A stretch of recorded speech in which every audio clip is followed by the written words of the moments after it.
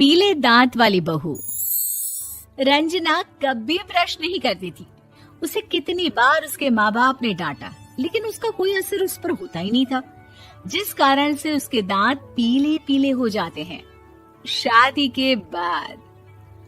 अरे बहू, वैसे तो तुझ में कोई कमी नहीं है, पर तेरे दांत इतने पीले कैसे हैं बेटा? कैसे मतलब? कोई सर्जरी थोड़ी ना कराई है। वो तो क्या नाम, मैं ब्रश नहीं करती थी तो पीले हो गए। अब क्या करूं? आप कहें तो लाल करवा लूं या फिर काले? यार ये क्या है, क्यों माँ से लड़ रही हो? लड़ रही हूँ? अरे मैं लड़ रही हूँ या ये बोल रही है कि दांत पीले हैं, पीले। अरे तपस्या थोड़ी ना की है इन्हें पीले करने के लिए। बकायदा ब्रश नहीं किया है 20 साल तक, तब जाकर। छी, कैसी बात कर रही हो? ये उस वक्त तो पीले नहीं थे जब हम लोग तुम्हें देखने आए थे। अरे तब साफ करवा लिया होगा डेंटिस्ट के पास जाकर। अब देखो कैसे पीले पीले लग रहे हैं। रंजना सास की तरफ गुस्से से देखती है।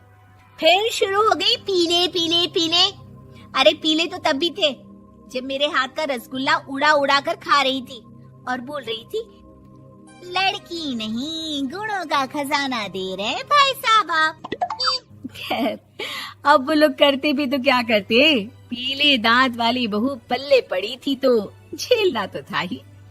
एक दिन कीर्तन में रंजना गाना गा रही थी। अरे कमला बहन, माँ का द्वार है, यहाँ तो सब शुद्ध होकर आते हैं, फिर अपनी बहू को ब्रश भी नहीं करवाती तुम।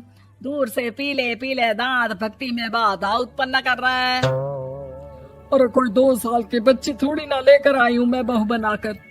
अच्छी खासी लड़की है, अरे कैसे करवाऊं ब्रश? ये तो उसे खुद करना चाहिए ना।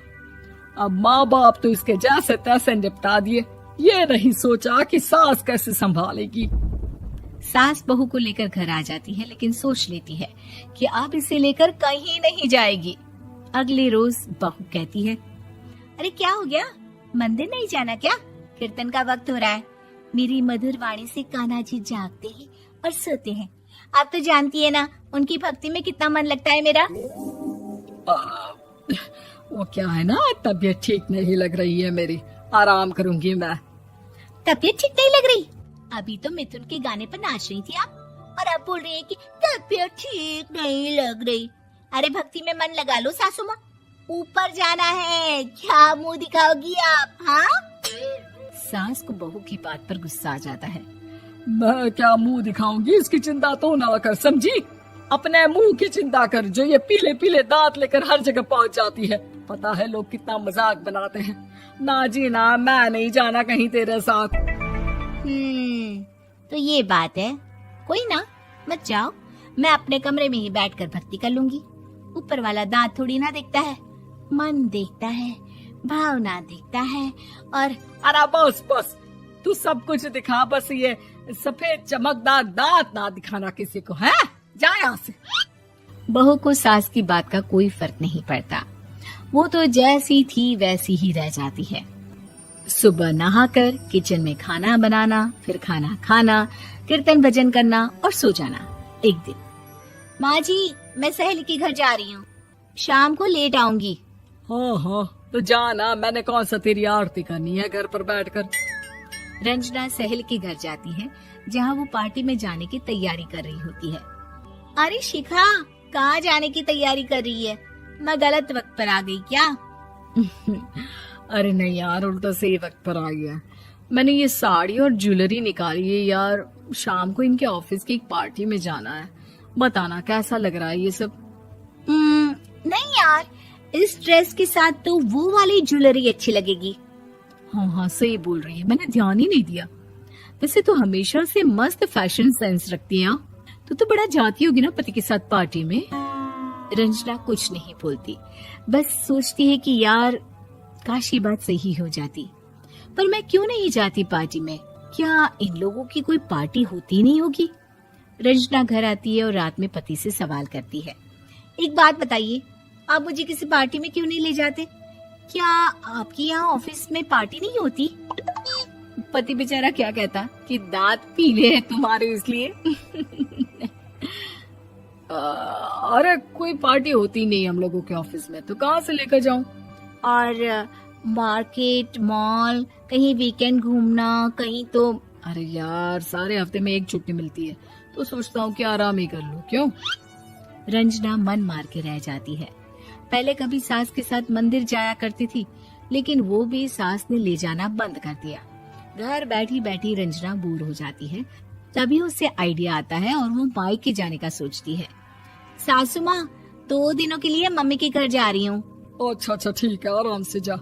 और हाँ, माँ से कुछ अच्छी आदत सीख कर आना कि कैसे शरीर के हर भाग की तरह दांतों की सफाई भी जरूरी होती है, समझी? शुरू हो गई ना आप। वो लोग आपकी तरह नहीं है कि छोटी छोटी बात का बतंगड़ बना दे। उन लोगों के लिए मैं मायने रखती हूँ, ना कि मेरे पीले पीले दांत। रंजना माँ को बिना बताए उन लोगों को सरप्राइज देती है, लेकिन जैसे ही वो दरवाजे पर पहुंचती है, अंदर देखती है कि घर वाले कहीं जा रहे होते हैं।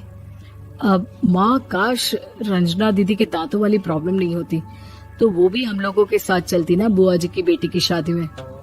हाँ बेटा, लेकिन अब उसे कौन समझाए कि उसको उसके पीले दांत नहीं दिखते, लेकिन उसके आसपास के लोगों को कितना एम्बैरेसिंग फील कराते हैं।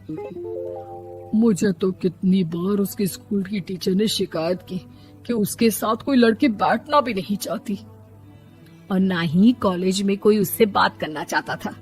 लेकिन पता नहीं क्यों उसे ये बात समझ में ही नहीं आती।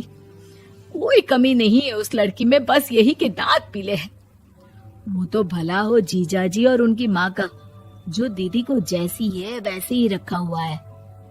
रंजना को अपने घर वालों की बात सुनकर बहुत दुख होता है। वो सोचती है कि वो क्या करे, लेकिन फिर वो सीधा डेंटिस्ट के पास जाती है, अपने दांत चमकाती है और कसम खाती है कि वो रोज ब्रश करेगी। अरे क्या हो गया?